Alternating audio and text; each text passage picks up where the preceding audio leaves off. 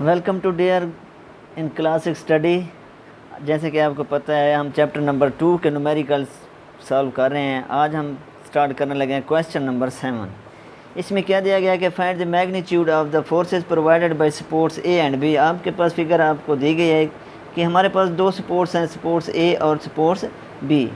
इसके ऊपर एक प्लैंक हमने रखा हुआ है, लकड़ी का एक तख्ता रखा हुआ है। ये जो है ना इस सपोर्ट्स के ऊपर है, ए और बी के ऊपर। सपोर्ट्स ए कितना इसको फोर्स प्रोवाइड कर रहा है और सपोर्ट्स बी इसको कितना फोर्स प्रोवाइड कर रही है इसको बैलेंस करने के लिए। और आप फिगर में देखें कि एक स्टूडेंट है और उसका वेट 500 न्यूटन है। वो पॉइंट ए से 5 मीटर दूरी पर है, और जबकि हमारे पास सेंटर ऑफ मास कहाँ पे एक्ट कर रहा है और ये पिवट पॉइंट ए से कितना फासले पर है, 1.5 मीटर के ऊपर है। सपोर्ट्स बी से ए तक जो हमारे पास फासला है वो 3 मीटर है। जबकि हमारे पास एक ब्लॉक हमने रख दिया है और उस ब्लॉक का वेट है वो 100 न्यूटन है, और ये इससे 0.5 मीटर पे है और इस सेंटर से 1.5 मीटर के ऊपर है। तो अब हम इसको सॉल्व करते हैं। सबसे पहले हमारे पास गिवन डाटा क्या है। गिवन डाटा में क्या है, wait W1 weight of student कितना है हमारे पास 500 न्यूटन। वेट टू इस ब्लॉक का वेट है जो कि हमारे पास है 100 न्यूटन। और वेट ऑफ प्लैंक कितना है हमारे पास, उसको मैंने नाम दे दिया वेट W3 का, वो है हमारे पास 500 न्यूटन। अब हमने इनका फासला देखना है कि विद रिस्पेक्ट टू, हमने चूँकि पॉइंट ए को एज ए पिवोट कहा हुआ है, अब पॉइंट ए से हमने विद रिस्पेक्ट इस स्टूडेंट का फासला देखना है, क्योंकि हमें आर चाहिए होता है मोमेंट टार्क मेजर करने के लिए, क्योंकि टार्क का फार्मूले में हम यूज़ करते हैं आर क्रॉस एफ। तो इस आर को फाइंड करने के लिए हम क्या देखते हैं, इस स्टूडेंट का with respect to A point कितना फासला है, उसको मैंने नाम दिया है R1 का। वो है हमारे पास R1 है 0.5 मीटर।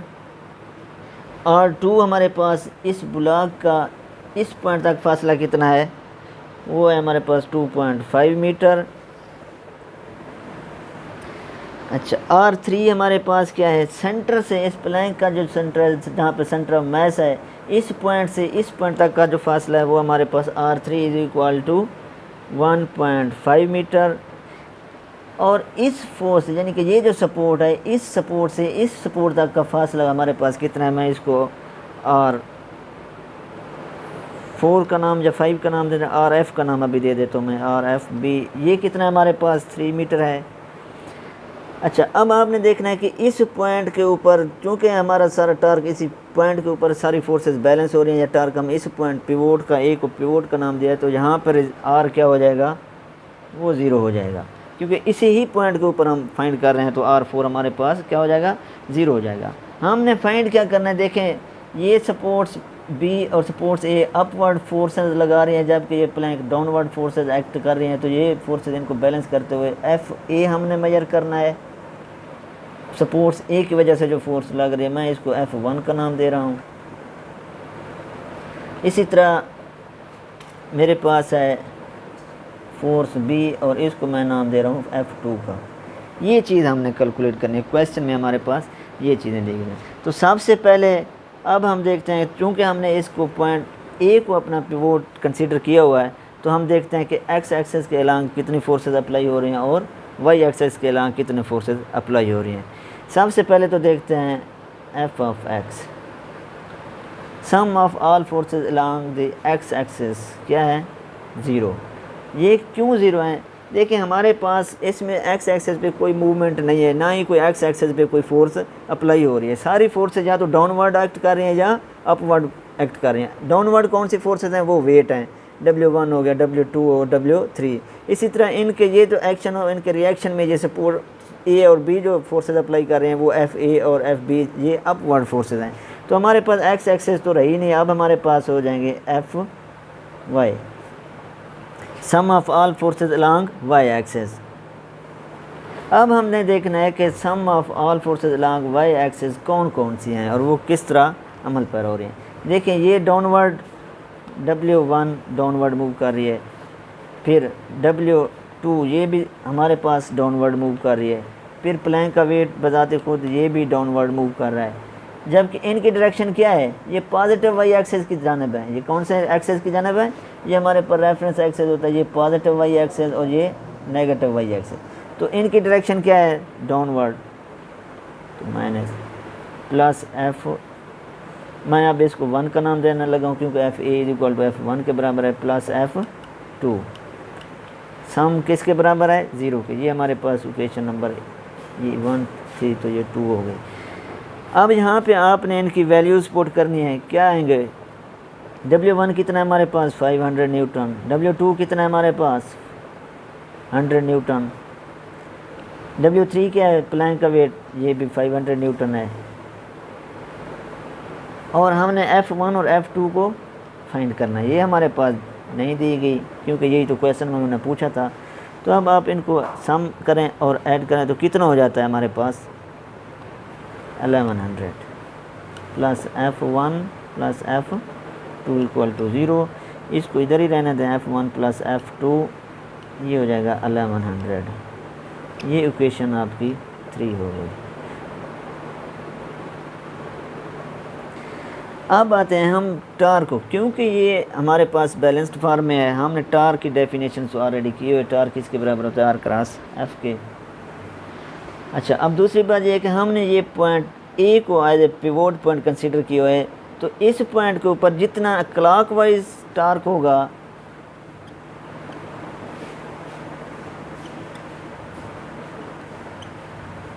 उतना ही एंटी क्लॉकवाइज होगा, जितना क्लॉकवाइज टार्क उतना ही एंटी क्लॉकवाइज टार्क। तो हमारे पास डेफिनेशन में जब ये इक्वल की साइन पे आएगा तो हमारे पास सम ऑफ टार्क किसके बराबर आ जाएगा, 0 के। सम ऑफ टार्क इक्वल टू 0, ये हमारे पास इक्वेशन नंबर 4 हो गया। अब हमने देखना है कि टार्क इसमें कौन कौन से टार्क प्रोड्यूस हो रहे हैं। देखिए, इस वेट की वजह से टार्क डाउनवर्ड, इसकी वजह से डाउनवर्ड, इसकी वजह से डाउनवर्ड, और फोर्स ये अपवर्ड है और ये भी अपवर्ड है। अब हमने इक्वेशन लिखनी है क्या, कि टार्क 1 वेट 1 की वजह से माइनस टार्क इस वेट की वजह से, ये भी डाउनवर्ड है। जब लेफ़्ट साइड बराबर होगी तो राइट साइड के दूसरी जानब होगी वो इधर आ जाएगी। इसी तरह टार्क 3 है, ये डाउनवर्ड मूव कर रहा है।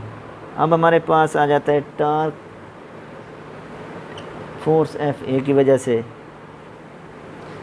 प्लस टार्क एफ बी की वजह से,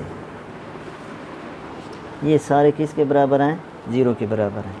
अब यहाँ पे आप वैल्यूज़ पुट कर दें, R1 cross W1 minus R2 W2 minus R3 W3 minus R4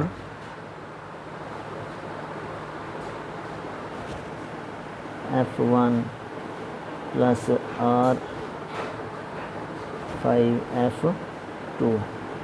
ये मैंने इसको 4 का नाम दिया जाए, इसको 5, ये जो हमारे पास थी इसको मैंने अब फोर्स F को 5 का नाम देता हूँ। ये FB जो है ये R5 है, मैंने इसको इक्वल टू 0। अब यहाँ पे वैल्यूज़ पुट करते हैं। R1 की कितना वैल्यू है, 0.5 multiplied by 500 Newton, minus R2 कितना है हमारे पास 2.5 मल्टीप्लाइड बाई 500, R3 कितना है हमारे पास 1.5 मल्टीप्लाइड बाई ये 100 न्यूटन है, यहाँ पे 500। R4 क्या है हमारे पास 0, तो ये टर्म क्या हो जाएगी 0 multiplied by F1 plus R5 कितना है हमारे पास 3 multiplied by F2 equal to 0। इन सारों को मल्टीप्लाई करें और ऐड करने से हमारे पास जो रिज़ल्ट है वो कितना है, F2 is equal to 250 Newton.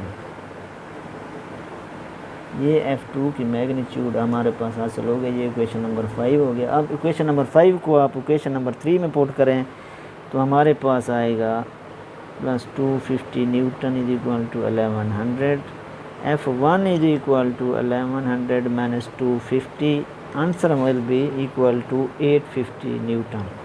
This is our required answer. Question number 8 जो कि हमारे पास 3 फोर्सेज हैं वो किसी एक प्लेन के ऊपर एक पॉइंट के ऊपर अप्लाई कर रहे हैं। ये हमारे पास एक्स वाई जी प्लेन है और हमने ओरिजिन लिया हुआ उसका ओ। अब हमारे पास 3 फोर्सेज हैं। एक्स एक्सेस के लॉन्ग जो फोर्स है वो 6 न्यूटन फोर्स है, वाई एक्सेस के लॉन्ग जो फोर्स है वो 8 न्यूटन फोर्स है और जो जेड एक्सेस के लॉन्ग फोर्स है वो है 5 न्यूटन फोर्स। हमने इन फोर्सेज की क्या निकालनी है, मैग्नीट्यूड निकालनी है और ये बताना है कि ये प्लेन कहाँ पे लाई कर रही है। बहुत ही आसान सा क्वेश्चन है। हमारे पास फोर्स अलॉन्ग एक्स एक्सिस कौन सी फोर्स है और कितने वो है 6 न्यूटन। और ये जो प्लेन है ये हमारे पास जेड एक्स प्लेन है या एक्स जेड प्लेन भी कह सकते हैं आप इसको। और ये क्या है हमारे पास एक्स वाई प्लेन है और ये वाई जेड प्लेन है। 3 प्लेन है हमारे पास। फोर्स जो अलॉन्ग एक्स एक्सेस है वो कितना है, F x equal to 6 newton. F y कितना है वो हमारे पास है 8 न्यूटन फोर्स और एफ जेड कितना है वो हमारे पास है 5 न्यूटन फोर्स। हमने इनकी मैग्नीट्यूड निकालनी है। डेफिनेशन आपको पता है एफ एक्स आई प्लस एफ वाई जे प्लस एफ जेड कि जब हमारे पास फोर्स हो और हम उसको 3 कोऑर्डिनेट प्लेस में हम उसको 3 कोऑर्डिनेट सिस्टम में जब हम उसको रिजॉल्व करते हैं तो एक्स आई प्लस वाई जे प्लस जेड के लगाते हैं। हमने इसकी मैग्नीट्यूड निकालनी है। क्या निकालनी है, मैग्नीट्यूड। तो कैसे है, इसका फार्मूला क्या है हमारे पास, एफ एक्स का स्क्वायर प्लस एफ वाई का स्क्वायर प्लस एफ जेड का स्क्वायर होल 6 का स्क्वायर प्लस 8 का स्क्वायर प्लस 5 का स्क्वायर। तो ये हमारे पास आ जाएगी 64 प्लस 25। ऐड करने से जो हमारे पास रिज़ल्ट आएगा वो है 11.2 न्यूटन। ये तो हो गया मैग्नीट्यूड इसकी। अब पार्ट बी इसका क्या है कि ये कौन सी प्लेन में लाई करे। देखिए हमारे पास प्लेन कौन सी है, 3 एक्सेस है, एक्स एक्सेस वाई एक्सेस और जेड एक्सेस। और स्पेस में कितने एक्सेस होते हैं, 3 access. So this force will lie in the 3 space. Sorry, this force lie in space. This is required answer. Question number 9 ये है कि हमारे पास एक मीटर रूल है। इसको हमने नाइफ एज के ऊपर इस तरह हमने इसको बैलेंस किया हुआ है नाइफ एज के ऊपर। और इसके ऊपर ग्रेजुएशंस आपको ये नज़र आ रहे हैं, 1 से 100 तक आपको नज़र आ जाएंगे। 40 सेंटीमीटर के ऊपर हमने एक नाइफ रखा हुआ है, इसके एज पे हमने इसको बैलेंस किया हुआ है। और क्या किया है कि 15 सेंटीमीटर पे हमने एक वेट लटका दिया है और जिसका वेट है हमारे पास 0.49 न्यूटन जो कि डाउनवर्ड एक्ट कर रहा है। अब इस सिचुएशन में हमने ये बताना है कि टार्क कितना प्रोड्यूस हो रहा है। क्वेश्चन नंबर ए में हमने वो मूवमेंट मेजर करना है। क्या मेजर करना है, मूवमेंट मेजर करना है। और इसके पार्ट बी में हमने फिर इस रूलर का हमने वेट दे दिया है और उसके मुताबिक फिर हमने टार्क को फाइंड करना है। इस फिगर में अगर आप देखें तो हमारे पास ये है, हमारे पास नाइफ एज है।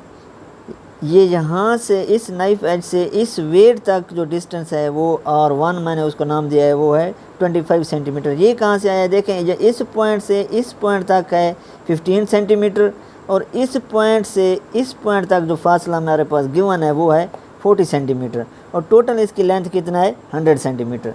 साफ ज़रा ये अगर हमारे पास मीटर रूल है तो इसका सेंटर कहीं इसके मिड में ही बनेगा, लेकिन यहाँ पे इसका मिड जो है 50 या 50 प्लस 51 हो सकता है, 2 हो सकता है या 49 हो सकता है, वो अब हम पार्ट बी में चेक करेंगे। लेकिन ये देखें उसने इस एज को कहाँ पे रखा हुआ है 40 सेंटीमीटर पे और ये मैंने इसको सेंटर का नाम दे दिया जो कि मैं इसका पॉइंट C1 का नाम दे दिया। अब मैं सॉल्व करने लगा हूँ क्वेश्चन नंबर 9 का ए पार्ट है। उसमें सबसे पहले हमारे पास गिवन डाटा में सबसे पहले क्या है हमारे पास ये वेट है, इसको मैं W1 का नाम देने लगा हूँ और ये कितना है हमारे पास 0.4945 न्यूटन। इसका इस नाइफ एज से जो डिस्टेंस है वो कितना है, वो R1 है। वो कितना है R1, या इसको मैं ऐसे भी लिख सकता हूँ 40 - 15 इज इक्वल टू 25 सेंटीमीटर। ये हमारे पास 40 -15 इज इक्वल टू 25 सेंटीमीटर अगर आया है तो इसको हम सेंटीमीटर को पहले हम यूनिट कन्वर्जन में ले जाएंगे, इसको मीटर बना देंगे, तो हमारे पास ये बन जाएगा 0.25 मीटर। ये हमारे पास ये वाला डिस्टेंस है, इस वेट से लेकर इस नाइफ एज तक जो हमारे पास डिस्टेंस है वो कितना है 0.5 मीटर। अब वेट 2 जो है वो सेंटर है इसका, तो ये भी हमारे पास डाउनवर्ड मूव कर रहा है। इसको मैं ये अब हमारे पास अभी अननोन है तो मैं इसको W का नाम दे रहा हूँ। और ये फासला इस पॉइंट से इस पॉइंट तक का फासला वो R2 है, ये भी हमें अननोन है तो मैं इसको R2 को R का नाम दे रहा हूँ। जैसे कि आप जानते हैं हमारे पास कि टार्क की क्या डेफिनेशन होती है, clockwise torque equal to anti clockwise torque, ये हमारे पास डेफिनेशन होता है। जितना क्लॉकवाइज टार्क होगा उतना ही एंटी क्लॉकवाइज टार्क होगा। तो हमारे पास देखें R1W1 इक्वल टू R2W2, ये दोनों हमारे पास अननोन है। R1 की वैल्यू भी हमें गिवन है, W1 की भी गिवन है, तो हमारे पास ये आ जाएगा, ये क्या बन जाएगा टार्क इक्वल टू, ये हमारे पास है 0.25 मल्टीप्लाइड 0.45 implies that टा इक्वल टू हमारे पास इसका रिज़ल्ट आ जाएगा 0.90 न्यूटन, सॉरी 0.1125 न्यूटन मीटर। ये हमारे पास आ गया पार्ट ए का सलूशन। अब हमारे पास ये जो स्केल है, मीटर रूल है, इसका वेट दे दिया गया है। इसका वेट कितना है W2, जिसको मैंने W का नाम दिया था, ये कितना है 0.90 न्यूटन या 90 न्यूटन। अब हमने इसका सेंटर ऑफ ग्रेविटी ये वाली चीज़ फाइंड करनी है, तो कैसे करेंगे। अभी हमने कहा है कि जितना क्लॉकवाइज टार्क होगा उतना ही एंटी क्लॉकवाइज टार्क होगा। इसी फार्मूले में इसकी वैल्यूज पुट कर देते हैं, तो हमारे पास क्या है RW is equal to R1W1, तो यहाँ से R निकल आएगा हमारे पास R1W1 ओवर W। ये तो हमने ऑलरेडी निकाला हुआ है, कितना है इसकी 0.1125 ओवर 0.90, तो ये हमारे पास आंसर आएगा 0.125 मीटर। अब इसको सेंटीमीटर में अगर कन्वर्ट करना है तो ये हमारे पास आएगा 4.5 सेंटीमीटर। ये इस पॉइंट से इस पॉइंट तक, यानी नाइफ एज से लेकर ये जो मैंने सेंटर C का नाम दिया है, इस पॉइंट तक का फासला R2 वो कितना निकला है, अब वो निकला है 12.5 सेंटीमीटर। अब हमने इसमें ये चेक करना है कि सेंटर ऑफ ग्रेविटी कहाँ पे एक्ट करेगी, इसकी सेंटर ऑफ ग्रेविटी कहाँ पे एक्ट करेगी। यहाँ से यहाँ तक तो फासला हमारे पास कितना था 40 सेंटीमीटर। तो इसमें अगर ये वाला फासला ऐड कर दें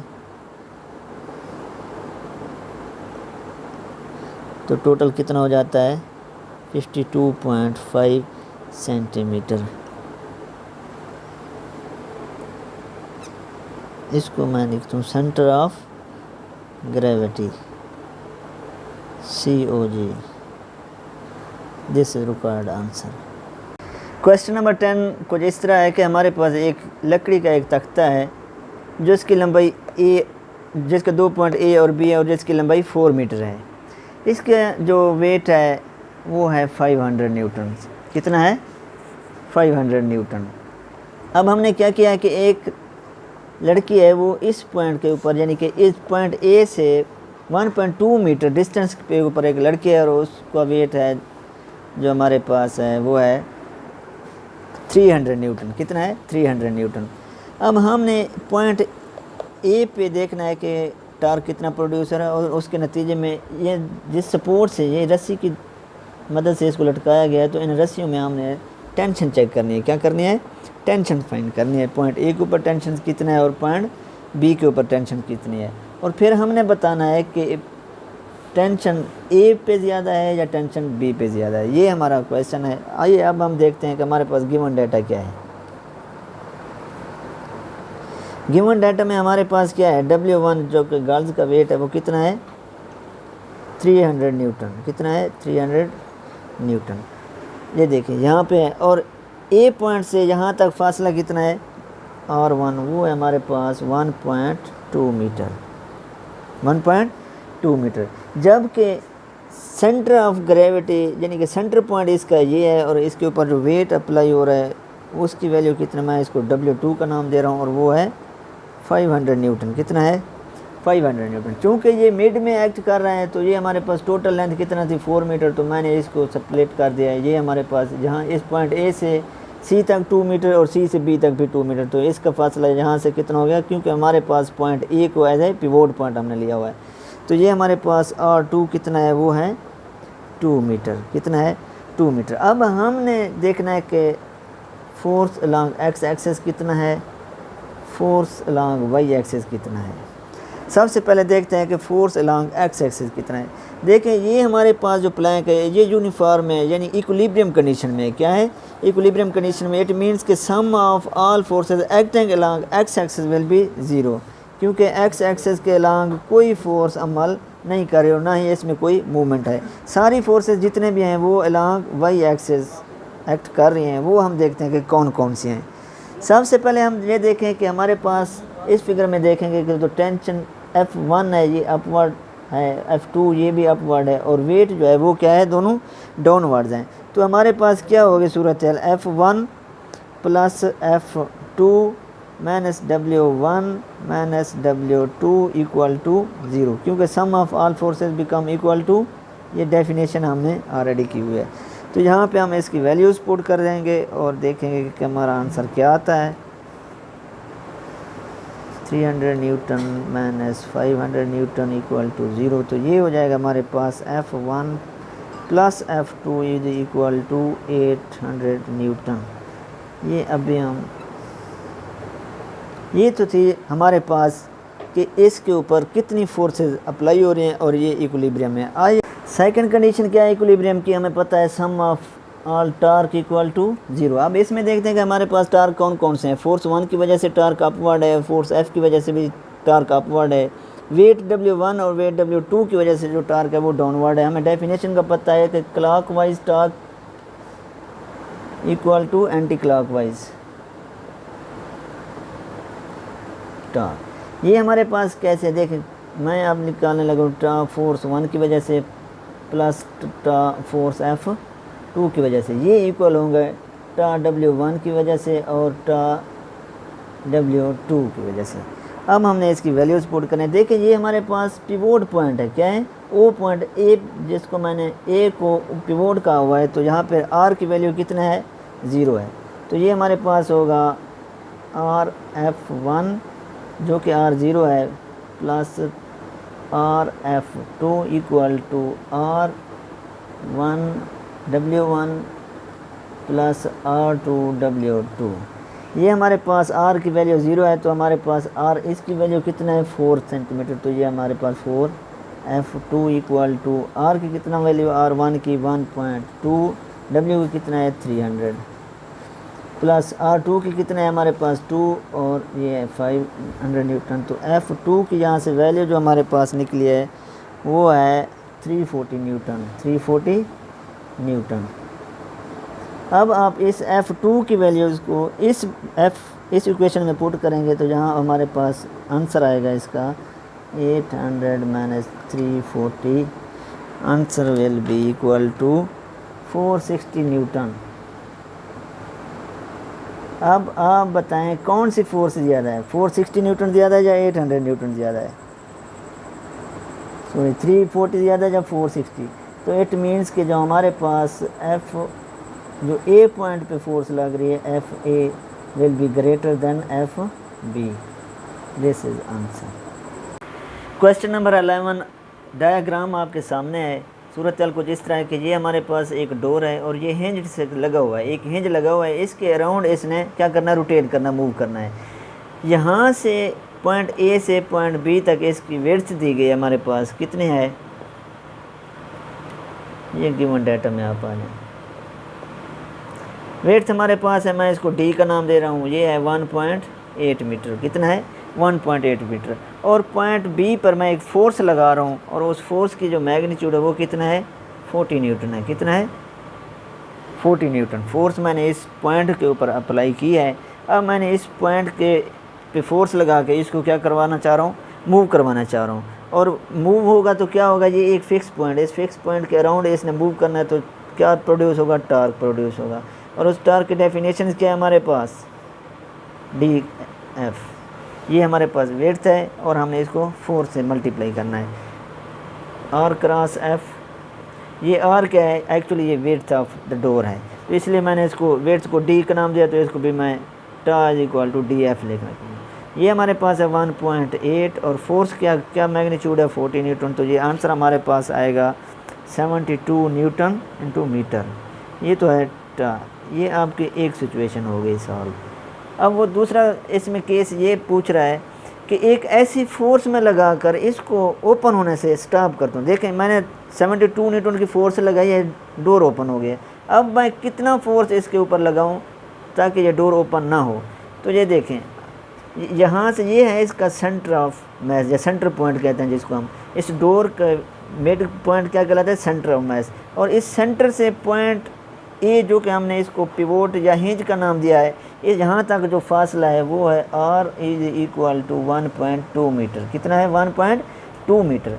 अब मैंने ये वाली फोर्स मेजर करनी है। कौन सी वाली फोर्स, ये एक्स, या इसको स्टॉपिंग फोर्स भी कहता हूँ, स्टॉपिंग फोर्स ये मेजर करनी है, या एक्स इसको मैं लिखने लगा, ये हमने मेजर करना है। अब ये आपने डेफिनेशंस की है टार्क की,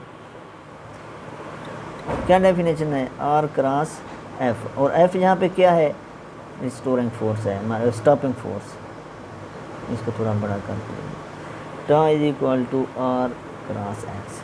हमने ये वाली फोर्स मेजर करनी है, तो ये हो जाएगा टा ओवर आर। टार को हमने मेजर किया हुआ कितना है, 72, और ये रेडियस कितना है, 1.2 मीटर। तो हमारे पास स्टॉपिंग फोर्स कितनी निकल आएगी, 60 न्यूटन। इंतहाई आसान और इम्पोर्टेंट क्वेश्चन, जिसका आंसर है हमारे पास 60 न्यूटन। क्वेश्चन नंबर 12 जो कि इस चैप्टर का लास्ट क्वेश्चन है, बहुत इंपॉर्टेंट क्वेश्चन है। इसमें यह है कि हमारे पास एक लैडर है, एक तख्ता है जिसका वेट 200 न्यूटन है। इसका ये देखें, ये एक 200 न्यूटन वेट का हमारे पास एक लैडर है, एक तख्ता है। हमने इसको इस तरह खड़ा करना है वॉल के साथ, जैसे सीढ़ी नहीं होती, आप इस तरह इसको इमेजिन करें। इसका एक एंड जो है ना वो ग्राउंड के साथ अटैच होगा, दूसरा एंड वॉल के साथ अटैच होगा। और ये एंड जो ए के साथ है यानी कि ग्राउंड के साथ है, वो एंगल हमें पता है कितना है, वो एंगल 60 डिग्री का है। वो एंगल कितना है, 60 डिग्री का। अब हमने फाइंड क्या करना है, इस लेडर के ऊपर दो तरह की फोर्स जो रिएक्शन फोर्स होती हैं, एक जो ग्राउंड इसके ऊपर लगा रही है और एक ये वॉल इस लेडर के ऊपर कितना रिएक्शन फोर्स लगा रही है, वो हमने फाइंड करना है। सबसे पहले देखते हैं हमारे पास गिवन डाटा क्या है। गिवन डाटा में हमारे पास क्या है, ये हमारे पास लेडर है। मैं सपोज कर लेता हूँ इसकी टोटल लेंथ यहाँ से यहाँ तक कितना है, एल है। तो मैं ये लिख देता हूँ, लेंथ ऑफ लेडर कितना है, एल है। अब ये देखें कि हमारे पास जो वेट है, इस लेडर का वेट जो हमारे पास गिवन है वो कितना है, वो है 200 न्यूटन। कितना है, 200 न्यूटन। और एंगल भी हमें जो इनिशियल इन्फॉर्मेशन है वो वहाँ से पता चल गया कितना एंगल, 60 डिग्री का। हमने क्या फाइंड करना है, इस ग्राउंड की वजह से जो रिएक्शन फोर्स है वो मेजर करनी है। उसको मैं आर का नाम दे रहा हूँ, सॉरी उसको मैं एफ़ का नाम दे रहा हूँ, और लिख रहा हूँ कि reaction force due to ground मैं जी का नाम दे देता हूँ। ये हमने फाइंड करनी है। और reaction force due to wall ये भी हमने फाइंड करनी है। दो तरह की फोर्सेस हमने फाइंड करनी है। एक ग्राउंड की वजह से जो रिएक्शन फोर्स है मैंने उसको एफ जी का नाम दे दिया है, और एक reaction force due to wall ये हमने फाइंड करनी है। अब देखते हैं कि हमारे पास क्या है। सबसे पहले देखें कि हमारे पास सम ऑफ ऑल फोर्स, क्योंकि ये इक्विलिब्रियम है, हमने डिफाइन किया हुआ है कि दो तरह की इक्विलिब्रियम की कंडीशंस होती हैं। फर्स्ट कौन से, sum of all forces acting on a body become equal to 0। जब सारी फोर्सेस का सम 0 हो तो वो क्या होता है, बॉडी इक्विलिब्रियम में होते हैं। देखते हैं कि हमारे पास फोर्स एक्स एक्सेस पे कौन कौन सी अप्लाई हो रही हैं। देखें हमारे पास दो तरह की, ये अगर ग्राउंड के ऊपर एफ एक्स, ये देखें ये ग्राउंड के ऊपर फोर्स इस तरफ लग रही है, और इसके नतीजे में हमारे पास रिएक्शन फोर्स जो वाल इसके ऊपर अप्लाई कर रही है इस लेडर के ऊपर वो है, यानी कि F X minus R equal to 0। तो मैं इसको लिख सकता हूँ F X is equal to R. ये इक्वेशन नंबर 1 हो गई। अब हम देखते हैं कि वाई एक्सिस के ऊपर कितनी फोर्सेस अप्लाई हो रही हैं। Sum of y forces equal to 0। देखें ये तो डेफिनेशन है। अब हमने देखना है कि वाई एक्सिस पे कौन कौन सी फोर्सेस अप्लाई करें। एक तो ये फोर्स है जो ग्राउंड इसके ऊपर लगा रही है जिस, और दूसरा वेट क्या है इसका, डाउनवर्ड एक्ट कर रहा है। ये इसका सेंटर ऑफ मास है और ये किस डायरेक्शन में है, डाउनवर्ड डायरेक्शन में। हमारे पास होगा F Y minus W is equal to 0 और एफ वाई किसके बराबर होगा, डब्ल्यू, और डब्ल्यू हमें पता है कितना न्यूटन है, F Y equal to 200 newton. अब हमें ये नहीं पता कि रिएक्शन फोर्स क्या है।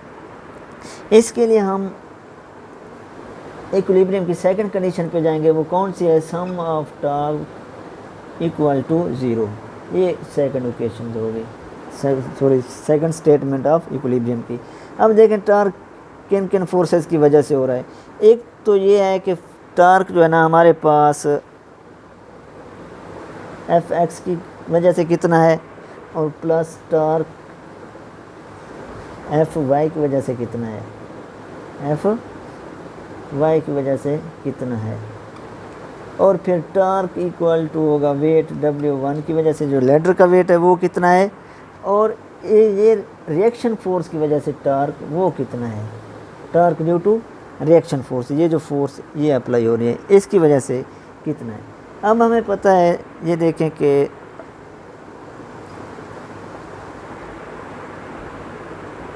तो ये भी हमारे पास डाउनवर्ड डायरेक्शन में है, तो हमारे पास sum of all torque will act 0। अब ये देखें कि हमारे पास इस पॉइंट के ऊपर आर क्या है, 0 है, और इसी पॉइंट ए के ऊपर वाई का आर कितना है, वो भी आर, मैं इसको एक्स लिख दूँ, आर वाई वो भी 0 है। तो ये दोनों टर्म्स तो हो जाएंगे 0। अब हमने इसको देखना है, चलो मैं यहाँ पे लिख देता हूँ। ये हमारे पास हो गया 0 cross F X plus 0 cross F Y plus minus R, इसको 1 का नाम दे रहा हूँ। वेट हमारे पास ऑलरेडी गिवन है, कितना है, 200 न्यूटन, प्लस टॉर्क रिएक्शन की वजह से कितना है वो मैं यहाँ पे लिख देता हूँ। आर हमारे पास पता नहीं है, मैं इसको R2 का नाम, और यहाँ पे R इक्वल टू 0। अब हमें R1 और R2 इनका पता नहीं है कि ये कितने हैं। तो देखें हमारे पास दो तरह, आपको इस फिगर को देखेंगे आप, दो तरह की आपको ट्राइएंगल्स मिलेंगी। एक ट्राइएंगल मिलेगी आपको A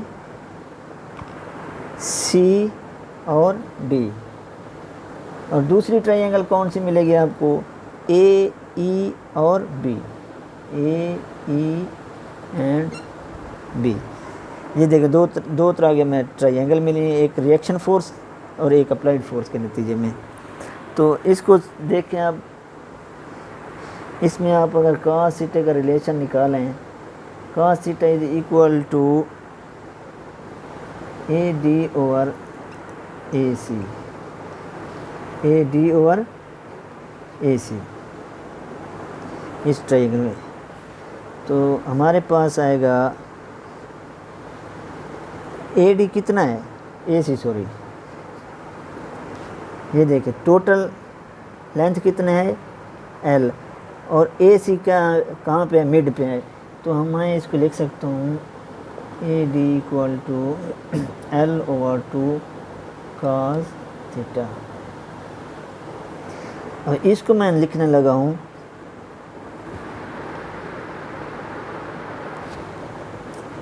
R1 is equal to L2 cos theta.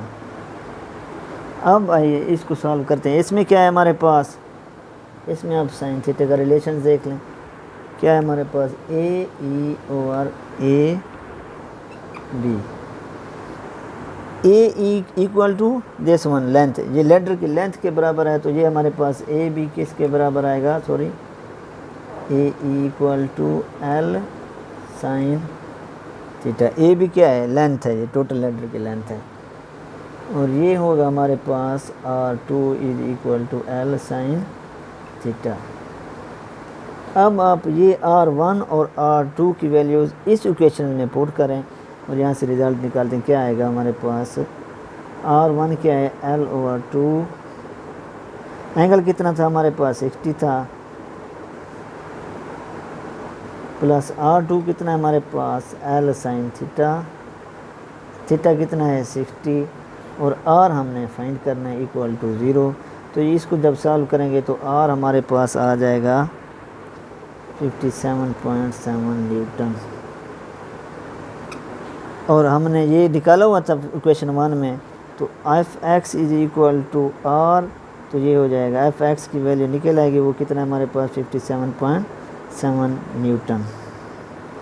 अब हम फोर्स की मैग्नीट्यूड अब हमने मैग्नीट्यूड निकालनी है फोर्स की। फोर्स में क्या है? Fx का स्क्वायर प्लस Fy का square whole under root. Fx की वैल्यू ये हमारे पास गिवन है 57.7 का स्क्वायर, और Fy की पता है मैं 200 न्यूटन, 200 का स्क्वायर अंडर रूट। तो इसको जब हम सिंप्लीफाई करेंगे तो F इक्वल टू 208 न्यूटन।